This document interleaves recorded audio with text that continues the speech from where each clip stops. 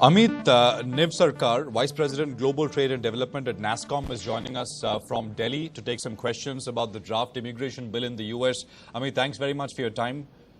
Great to have you here. Prashant this side. I just want to start before getting into very specifics, provisions which will hurt Indian techs, and we'll talk about that. I want to start by asking you, what makes this bill so different? Why is this different from others which have been proposed in the past? Is it because this has a greater chance of getting passed?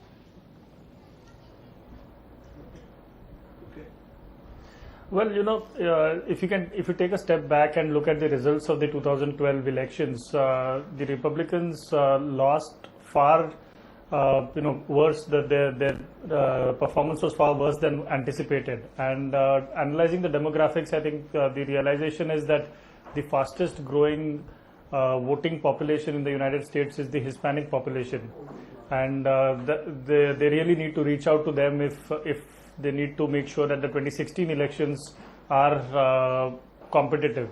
So the Democrats have always been supportive of illegal immigrant path towards citizenship for illegal immigrants. The Republicans have been opposed. This is the first time we have seen so many Republicans coming forward and from a bipartisan nature trying to address the immigration reform. So the tech sector is just one part of it. The larger comprehensive immigration reform contains family, contains illegal immigrants, and a whole host of other issues. No, absolutely. Okay. This is just a small part, but it's an important part, especially from the perspective of Indian tech companies. What are the key 2 or 3 big provisions which are key, Amit, in your assessment? There are some positives in the bill because from a tech sector perspective or a skilled sector perspective, there is an increase in the number of H-1B visas. There is a much faster transition towards green card. There is a removal of quota of green cards. So there are some positives, while there are some restrictive proposals which are being tabled. These include certain ratios in which access to visas would be difficult.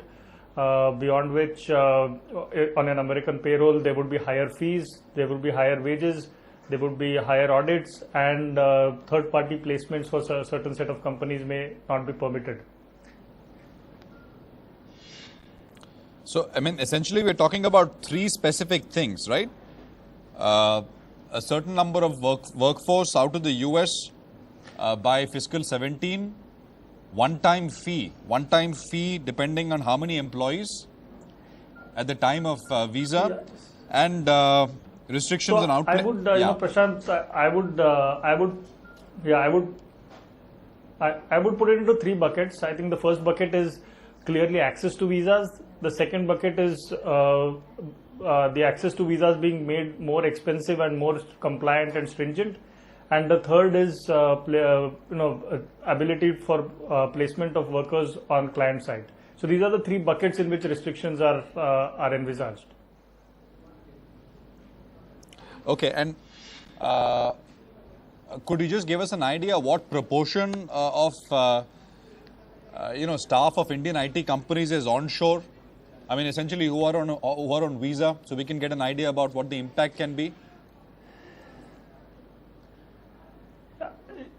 It is difficult to generalize, but if you look at the IT services industry, the range would be from 50 to 80% of their workforce in the US would be on visas, and a lot of it is transient because they go for projects and they come back, but so they're not permanently residing in the US. But if you look at any point of time, if you take a cutoff, you would probably it will vary from company to company, but it will be between 50 to 80%. 50 to 80%. Incrementally over the recent past, I mean, say for the last year, 2 years, 3 years or so, has the proportion of local hires gone up, Amit? Yes, I think the vector is clearly indicating that the ratios of the US green card holders or citizens on the payroll is increasing, and at a much faster rate than overall growth in the employee population. So that vector is clearly there to stay. However, one needs to understand from a business model perspective, there is an identified talent shortage in the US. Everybody, including the president, has been saying that there is not enough technology-related talent available in the United States, so it is difficult to hire. Secondly, as I said earlier, there will be a set of people who will be traveling temporarily. So if a project is being developed, if the entire application has been developed in an offshore location, say in a Bangalore or a Hyderabad, there would be a team which would require to go and implement it and test it and deploy it. This team needs to go on a visa. It cannot be permanent. No, absolutely. Absolutely. Just coming back to you, I mean, I caught up with the managements at Wipro and TCS recently. You know, they announced numbers, but let's just hear out small sound bites on the issue of immigration. I mean, you know, most are still saying it's very initial, it'll go through a lot of debate, etc. But clearly, a little worried. Listen in, Wipro and TCS managements. While we are supportive of an overall comprehensive immigration bill, and there is an 800-page document which our team members and the association is looking at it to be able to get an understanding of all those provisions. To the extent they have any kind of adverse economic impact, or to the extent it has any amount of impact in terms of practicality from an implementation point of view, I'm sure the associations will represent and deal with it.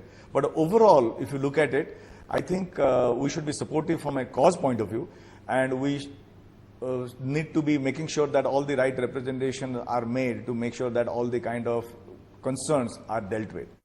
We need to understand the implication of the quota and what it will mean to our business model, and that's an area we need to work on, both in terms of working with the people who draft it and all the influencers in presenting our position.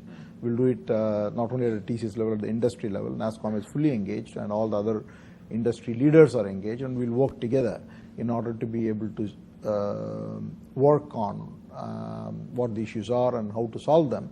At the same time, we in parallel have to work on what are the different scenarios that will pan out for us. And the only way to do it is to spend more time planning. There are a number of measures which are which seem to be a bit restrictive, and we'll have to. I've not studied that in detail as to what the impact will be, because some of these things are hypothetical, because these have been going around for.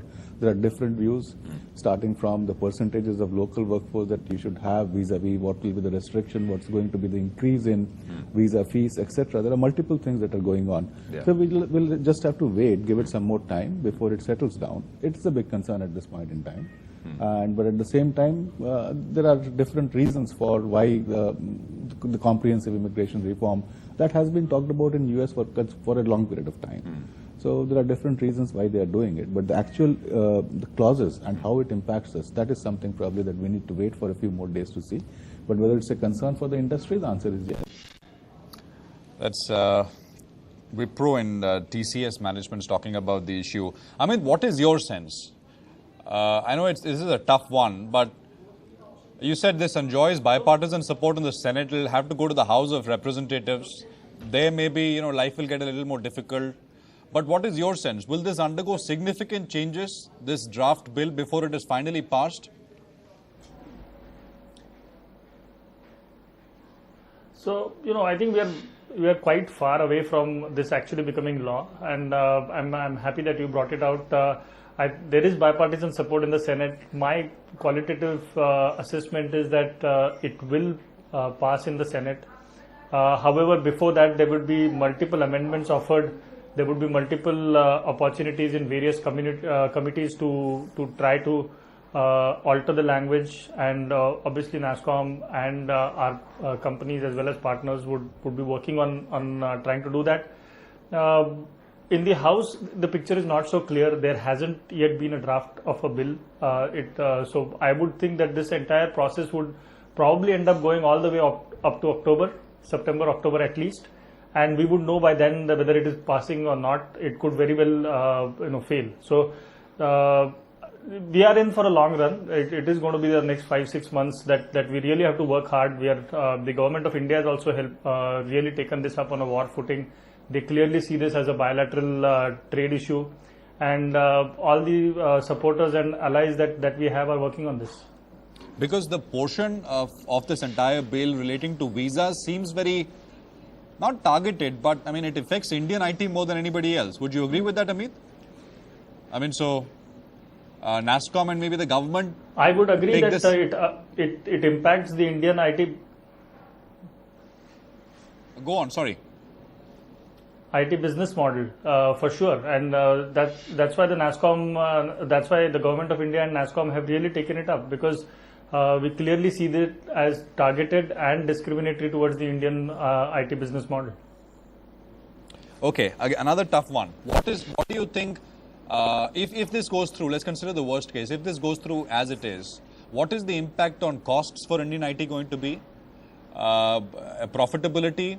And do you think companies have, in this environment, because you're aware of that as well, have the ability, to mark up pricing to that extent, to pass this on to consumers?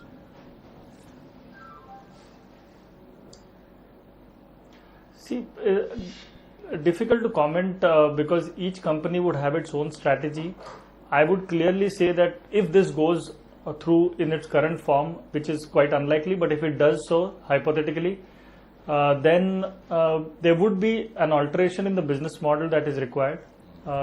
It could mean, companies may have to acquire talent in the United States.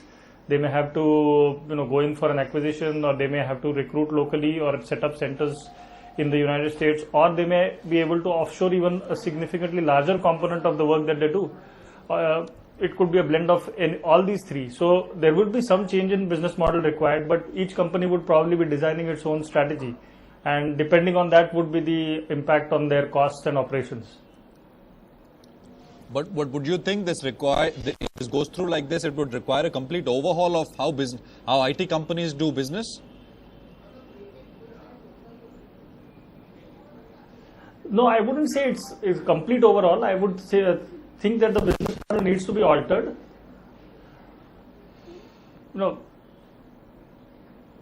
Let's just talk numbers, right? Fine, US is the largest market, but it's 55-60% of the business. So there is 40% which comes from outside the US. Within that 55 to 60%, there's only 30 to 40% work which goes on site. So finally, if you look at it, the alteration on the business model of the company would be that impact of 20-24%, which needs to be changed a little bit. 75% of the business will continue as it has. Okay, no, fair point. Amit, thanks very much for taking out the time and joining us.